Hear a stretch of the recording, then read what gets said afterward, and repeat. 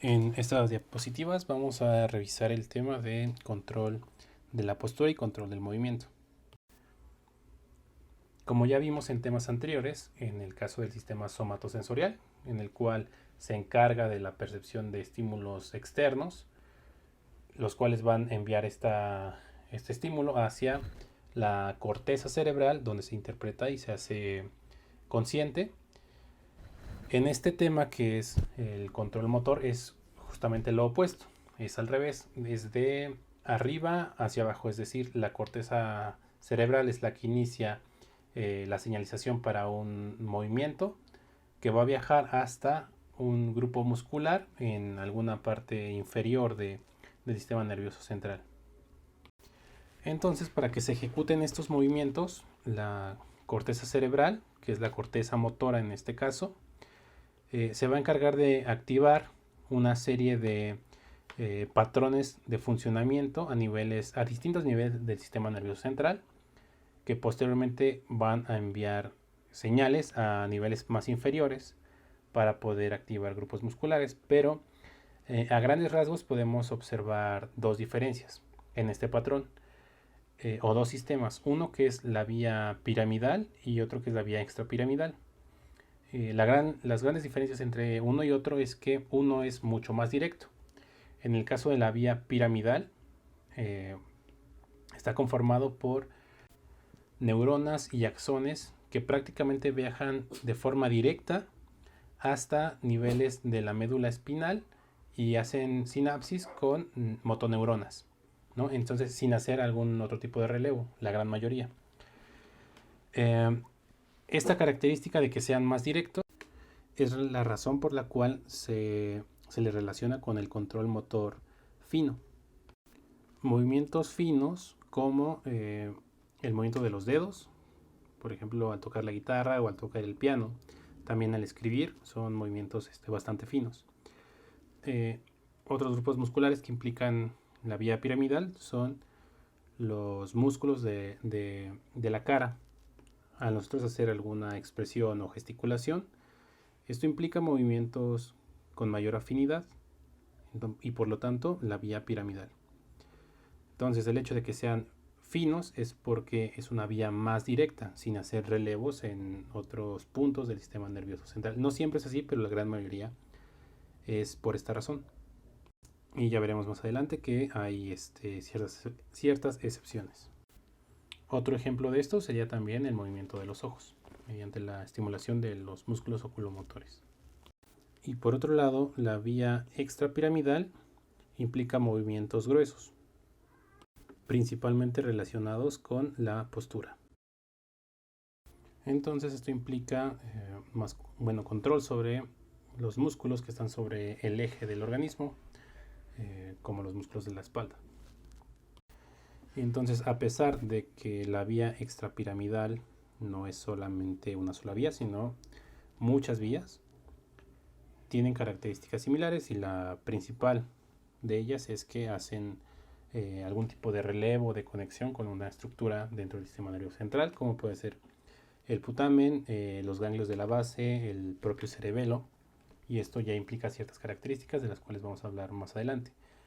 Pero en general se podría decir que son las divisiones más importantes: la vía piramidal y la vía extrapiramidal. Piramidal para movimientos finos y extrapiramidal para movimientos gruesos. La razón de esto es porque una es mucho más directa que la otra. Entonces, en la corteza de nuestro cerebro vamos a tener la corteza motora primaria y una área premotora que está justo anterior a la corteza motora primaria.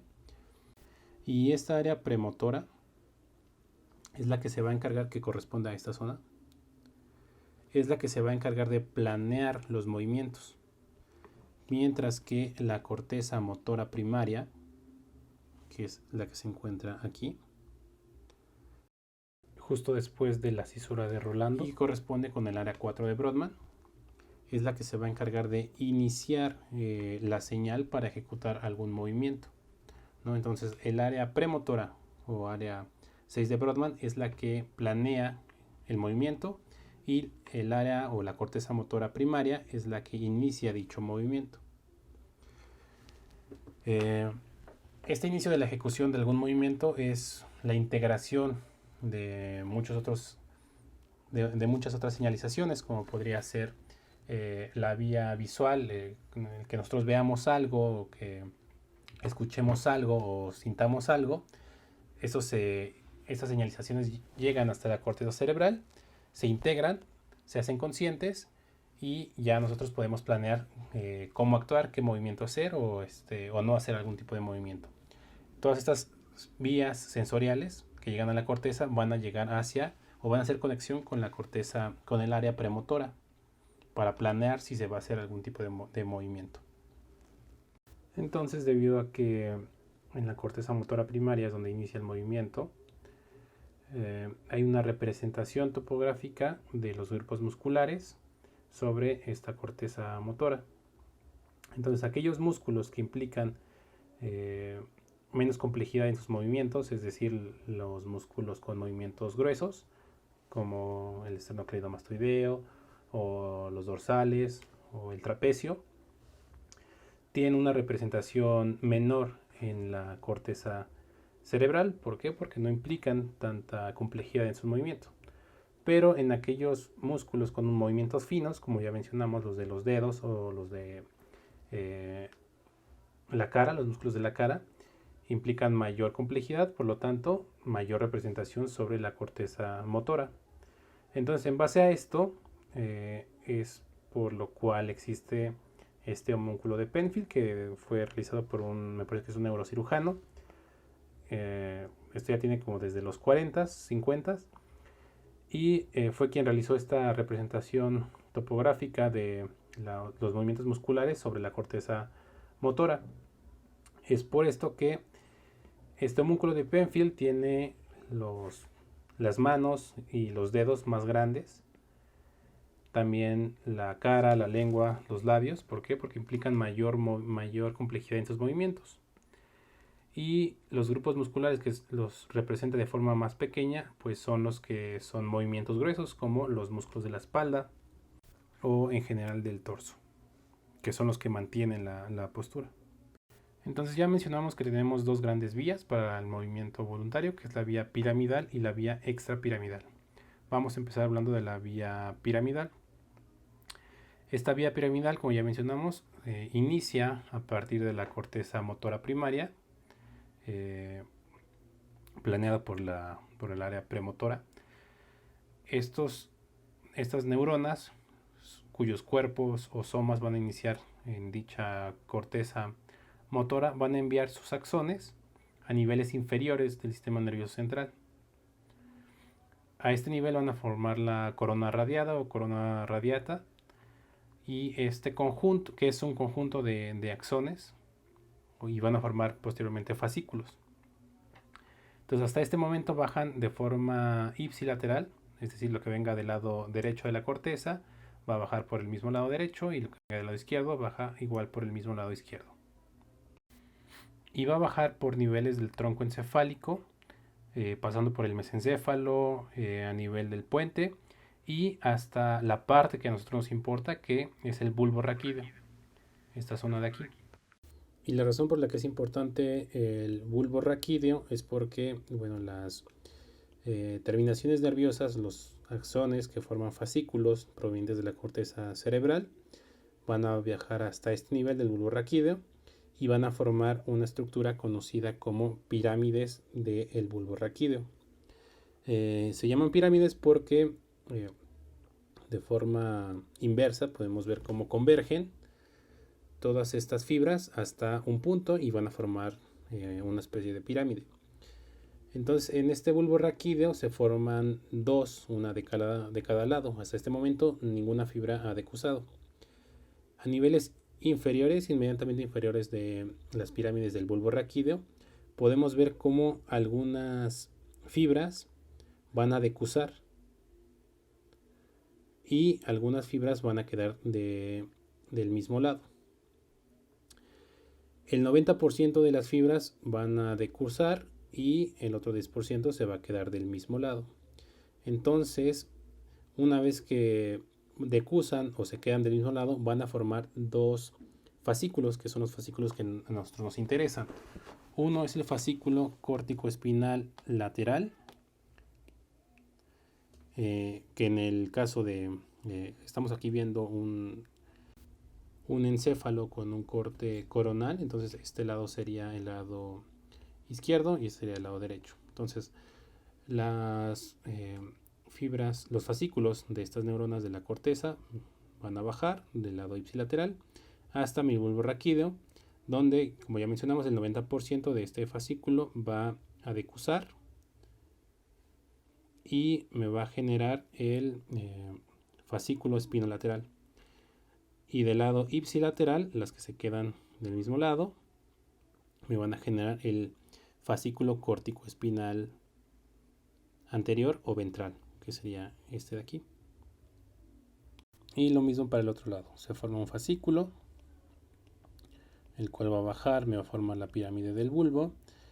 Mencionamos que el 90% va a decusar, formando el tracto córtico espinal lateral, que es el 90%, y el 10% se queda ipsilateral, formando el tracto córtico espinal ventral o anterior, ¿no?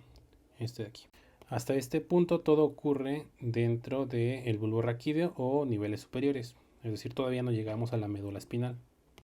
Y otro punto importante es que también justamente a nivel del bulbo raquídeo se puede observar otra división en cuanto a la clasificación de los movimientos, porque por debajo de este bulbo raquídeo y por los tractos que ya vimos, los corticoespinal lateral y ventral, estos son los que van a controlar los movimientos de todo el cuerpo. Mientras que a este nivel del bulbo raquídeo también van a emerger las conexiones con los pares craneales, las partes motoras. Por lo tanto, podríamos decir que a nivel del bulbo raquídeo se divide la porción que va a controlar los movimientos de la cabeza y el cuello.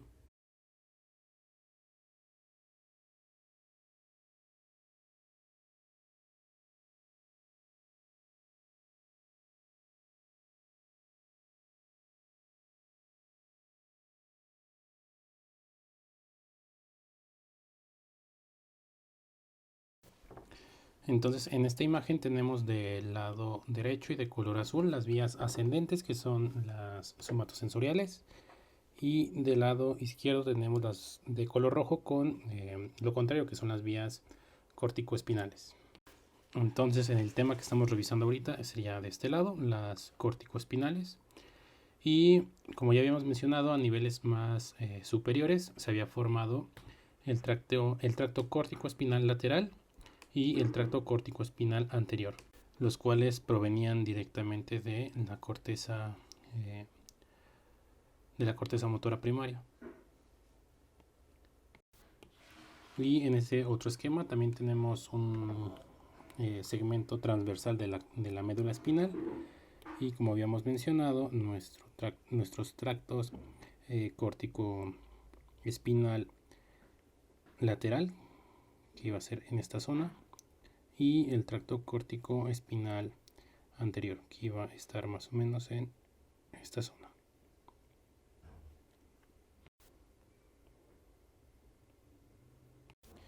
Y el ventral en esta zona. Y posteriormente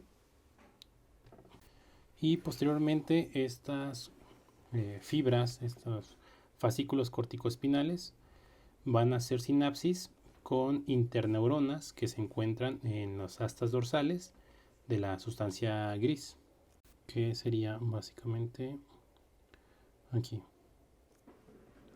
La de color morado es la interneurona con la que hace sinapsis.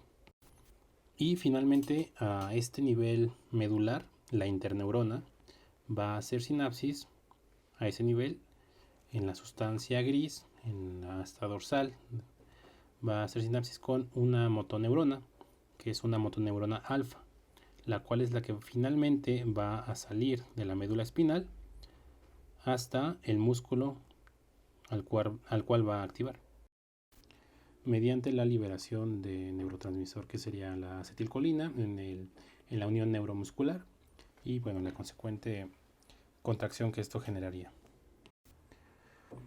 Pero debido a que los movimientos de los músculos esqueléticos no siempre se genera por un estímulo iniciado en la corteza cerebral, es decir, no siempre es voluntario, también la médula espinal puede activar o integrar estos sistemas de movimientos que se conocen como movimientos reflejos. Son patrones de movimiento específicos generados o iniciados por un estímulo sensitivo. Y todos los reflejos medulares van a estar compuestos por estos factores que son inicialmente un receptor sensitivo, que son propioceptivos para este caso, los cuales se encuentran en el músculo esquelético, en las articulaciones y en los ligamentos. Estos receptores propioceptivos son los encargados de controlar los movimientos de todas nuestras extremidades o miembros en el espacio, además de la fuerza y el rango de movimiento que estos ejercen. Y estos estímulos viajan hacia el sistema nervioso central, que es el otro componente, mediante neuronas aferentes. Y bueno, este sistema nervioso central es el encargado de integrar estas señales aferentes. Y algunos de las señales que llegan al sistema nervioso central, por ejemplo la médula espinal, pueden integrarse a ese nivel o pueden incluso llegar a hacerse conscientes debido a que llegan hasta la corteza cerebral. Y después de que se integró en el sistema nervioso central, ahí se hace sinapsis con una neurona motora somática, la cual va a llevar la información eferente, que va a salir por una motoneurona, hacia un músculo efector, que sería nuestro último componente. Y en nuestro organismo vamos a tener tres tipos de receptores propioceptivos: los que se encuentran en cápsulas articulares, que son los receptores articulares; los que se encuentran en la inserción entre el tendón y el músculo, que son los órganos tendinosos de Golgi; y por último los usos musculares, que son receptores de estiramiento que van a enviar información hacia la médula espinal y el encéfalo acerca de la longitud muscular. Los propioceptores más importantes son el órgano tendinoso de Golgi y el uso muscular. Entonces, como el control muscular no implica solamente la contracción, sino se requiere de una retroalimentación sobre el posicionamiento del músculo, específicamente sobre dos variables que son la tensión y la longitud. En el caso del órgano tendinoso de Golgi, es quien va a estar sensando la tensión que haya generada sobre el tendón y la inserción del músculo. Y el uso muscular es quien va a estar sensando la longitud de este músculo. Entonces, órgano tendinoso de Golgi va a sensar la tensión, mientras que el uso muscular la longitud. Y esta combinación de variables es lo que nos da la retroalimentación para poder tener una propiocepción del posicionamiento del músculo. Y aquí tenemos la estructura de un uso muscular, que como ya mencionamos va a sensar la longitud de dicho músculo. Y esta estructura de uso muscular se va a encontrar justo en el centro de cada músculo, como podemos ver aquí. Y la parte eferente, que es la que va a sensar la longitud del músculo, va a estar rodeando fibras musculares, una pequeña cantidad de fibras musculares dentro del músculo. Y estas fibras musculares son especiales porque al tener poca cantidad de actina y miosina no son contráctiles, pero funcionan como contribuyen al sensor. Entonces estas fibras musculares, que son la vía aferente, van a partir de esta zona del uso muscular, de las fibras que no son contráctiles. Y estas fibras que se encuentran dentro de una cápsula fibrosa se le conocen como fibras intrafusales. Entonces la forma en que funciona este uso muscular es cuando un músculo está en reposo mantiene cierta longitud, cierto estiramiento, aunque esté en reposo. y esta señal es enviada por las neuronas aferentes, que son de color verde aquí, y aquí van a ser enviadas hacia la médula espinal y van a hacer sinapsis directamente con las motoneuronas, que son de color negro aquí. La motoneurona es la que inerva todas las fibras, bueno, las fibras musculares extrafusales. Entonces va a generar una contracción.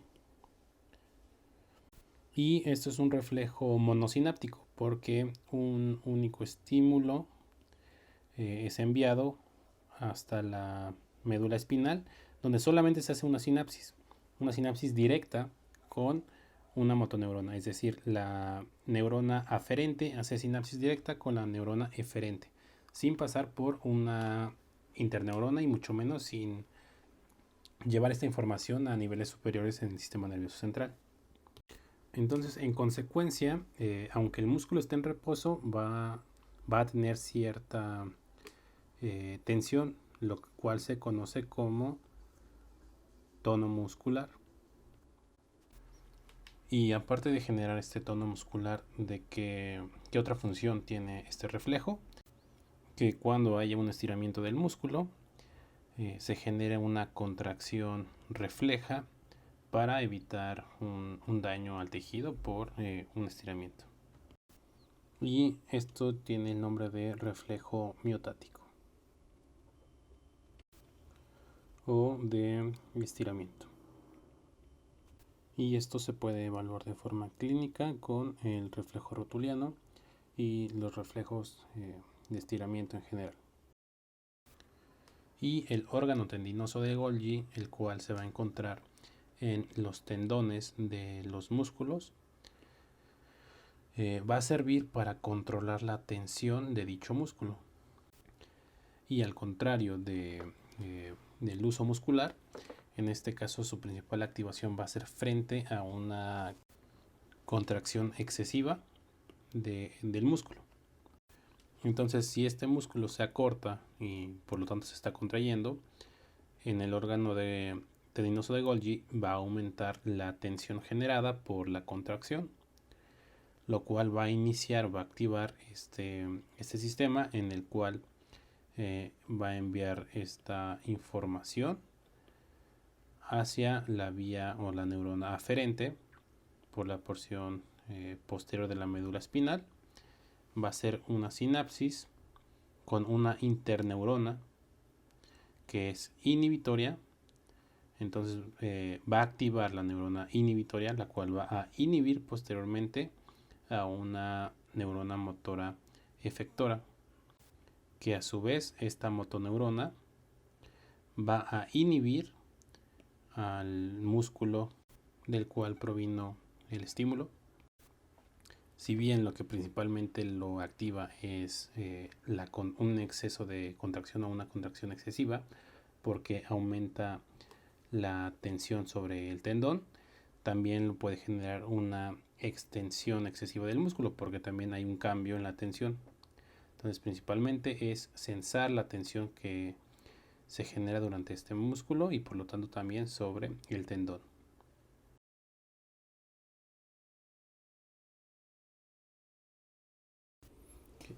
Ya vimos que lo que se podría considerar como la parte más fundamental o esencial del sistema motor son aquellas vías que nacen de la corteza motora, de la corteza cerebral, de las áreas motoras, hacia la médula espinal. Pero hay sistemas accesorios los cuales nos van a servir para modular este sistema motor. Uno de ellos son los ganglios basales.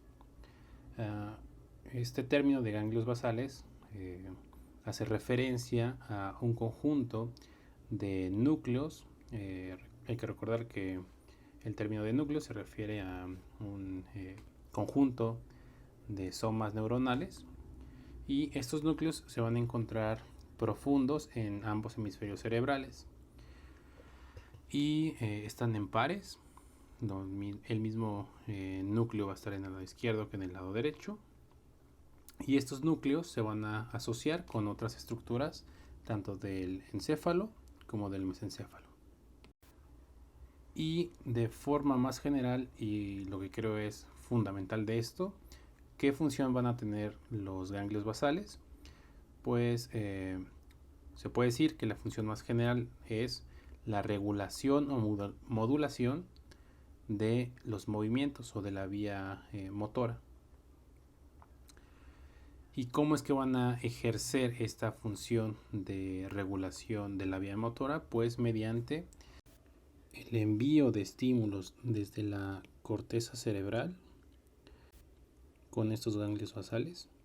Empieza aquí en la corteza, envía axones hacia los ganglios basales, que es todo este conjunto de núcleos, que mediante su subsecuente conexión con el tálamo va a enviar mediante lo que podría ser un mecanismo de retroalimentación estímulos de regreso a las zonas motoras de la corteza cerebral.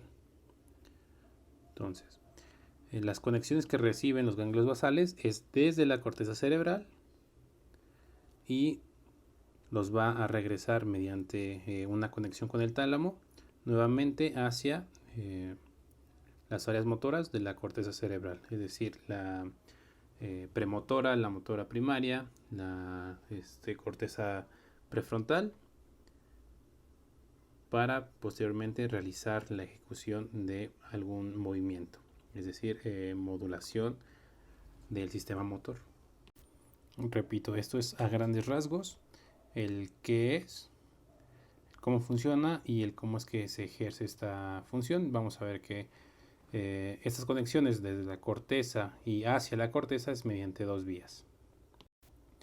Y estrictamente los ganglios basales van a ser esos tres, que son el núcleo caudado, el putamen y el globo pálido, que también las tenemos aquí anatómicamente. Y debido a que el núcleo caudado y el putamen, las fibras nerviosas que las conforman, tienen una apariencia estriada, estas dos se conocen también como estriado. Entonces, cuando nos referimos a el estriado, nos referimos a estos dos núcleos, que sería el núcleo caudado y el putamen. Y el tercero, el globo pálido, que también tenemos aquí, está conformado por dos segmentos, un segmento lateral y un segmento medial. Entonces, estrictamente estos son los ganglios basales. Pero siempre que hablamos de ganglios basales tenemos que hablar de los núcleos que están asociados a ellos y que contribuyen a esta modulación del movimiento, que son los núcleos del tálamo, el núcleo ventral anterior y el núcleo ventral lateral. Y también tenemos núcleos subtalámicos y también una región conocida como sustancia negra a nivel del mesencéfalo, y que, bueno, de hecho la razón del nombre es porque contiene melanina. Entonces, aquí tenemos las vías de los ganglios basales, que va a iniciar con estímulos que provienen desde la corteza cerebral, que van a ser sinapsis, va a enviar estímulos hacia los ganglios basales y las estructuras asociadas, y estos van a ir hacia el tálamo, y finalmente el tálamo va a enviar nuevamente señales hacia las porciones motoras de la corteza cerebral, que es de donde una de las partes de donde provenía originalmente. Y como aquí en medio están nuestras estructuras de los ganglios basales, como había mencionado anteriormente, cuando nos referimos al estriado, nos referimos también al núcleo caudado y al putamen. Y de este lado tenemos al globo pálido en su porción externa y al globo pálido en la porción interna, así como los núcleos que van a estar asociados, que son los núcleos subtalámicos y la sustancia negra. la parte reticular y la parte compacta de la sustancia negra. Finalmente todos ellos tienen que hacer sinapsis con el tálamo. Y tenemos dos grandes vías, una vía directa y una vía indirecta. Como ya dijimos, en cualquiera de los dos casos, la idea es que la conexión vaya desde la corteza hacia el estriado y del estriado hacia el tálamo. ¿Cómo va a llegar hacia el tálamo? Por alguna de estas dos vías, la indirecta o la directa. Las grandes diferencias entre una y otra es que en el caso de la vía directa, la función que tiene esta va a ser la de aumentar la actividad motora, mientras que la estimulación de la vía indirecta va a tener como finalidad la disminución de la actividad motora. Y para los dos casos, los neurotransmisores que van a estar involucrados en estas vías va a ser el glutamato como neurotransmisor excitador y GABA como neurotransmisor inhibidor. Para la vía indirecta, que bueno, de este lado este esquema es más concreto en cuanto si es vía indirecta o directa y qué se está estimulando o inhibiendo. En el caso de la vía indirecta, va a comenzar con la corteza, siempre se comienza en la corteza. Inicialmente mediante la secreción de glutamato, porque es excitador, va a estimular al estriado y posteriormente va a inhibir el estriado a la porción externa del globo pálido, como podemos ver aquí, y la porción externa del globo pálido va a inhibir a su vez a los núcleos subtalámicos, que se muestra aquí, y estos finalmente van a activar a la porción interna del globo pálido, y esta a su vez va a secretar GABA sobre el tálamo, lo cual toda esta vía indirecta me genera una estimulación del tálamo para que éste envíe finalmente estímulos inhibitorios hacia la corteza cerebral. Y en el caso de la vía directa, se comienza en la corteza, esta va a activar de igual forma al estriado y el estriado me va a inhibir mediante la secreción de GABA a la porción interna del globo pálido, que va a generar sobre el tálamo excitación, y esta excitación, este estímulo viaja hacia la corteza cerebral. Entonces la vía indirecta va a inhibir o disminuir la actividad motora, mientras que la vía directa va a excitar o aumentar la actividad motora. Entonces resulta que la regulación de los movimientos mediante los ganglios basales es con este mecanismo. En ambos casos las vías provienen de la corteza y en ambos casos las dos envían señales hacia la corteza nuevamente. Y en esta parte que tenemos a la sustancia negra, específicamente la parte compacta, que como ya habíamos dicho contiene dopamina, que esta dopamina va a tener un efecto excitador sobre la vía directa y un efecto inhibitorio sobre la vía indirecta. Entonces básicamente la sustancia negra va a contribuir a la regulación de los ganglios basales mediante la estimulación o inhibición con la dopamina. Y esto directamente sobre el estriado, que como ya mencionamos, las dos vías tienen que pasar por el estriado de forma inicial. Y esta vía que va desde la sustancia negra hacia el estriado se conoce como vía nigroestriada. Y es por esto que en enfermedades como el Parkinson, donde justamente hay un deterioro o una pérdida de neuronas en la parte compacta de la sustancia negra, entonces va a haber menor producción de dopamina y obviamente una pérdida o una disregulación en todo este sistema. Clínicamente lo que van a presentar los pacientes va a ser rigidez, discinesias, lentitud en los movimientos, temblor en reposo, y esto se debe a que pues, el movimiento básicamente se va a poder ejercer. Los pacientes pueden mover sus manos, sus dedos, al menos porque las vías piramidales y las corticomedulares van a estar pues básicamente intactas. Entonces el movimiento voluntario lo van a poder hacer. Pero el daño va a estar a este nivel, que es la regulación. Entonces van a presentar temblores, discinesias, aumento del tono, porque no hay un adecuado ajuste en cuanto a el aumento de la actividad motora contra la inhibición de esta.